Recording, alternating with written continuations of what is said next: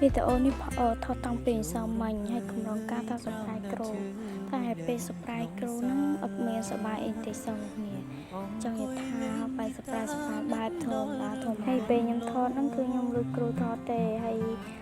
ពេលខ្ញុំខ្លាចគ្រូចិត្តពិសេសចឹងពេលខ្ញុំមកគេយកនូវគេមកយកអីចឹងគឺខ្ញុំថតមកហើយគ្រូថាអីទេតែមិនដំបូងខ្លាចគ្រូចាំស្បានគ្រូទុកហើយកាត់មកដល់វីដេអូកន្លែងនេះមកគ្នាមើលក៏ដឹងដែរថានិយាយរួមទៅខ្ញុំអង្គុយក្រោយគេតុកទី3អញ្ចឹងមកខ្ញុំសប្បាយគ្នាខ្ញុំទៅអស់នេះហើយចង់និយាយថាមិត្តប្រុសក៏ស្រីទៅរត់ដល់គ្នាហើយក្នុងវីដេអូនេះជូនពរអ្នកខ្លះអ្នកប្រឡងជួបអ្នកដែលមើលវីដេអូហ្នឹងជាខ្លាំងនិងជាខ្សែ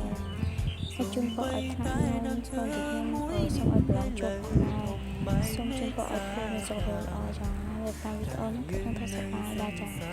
និយាយថាពេលនងកាមេរ៉ាម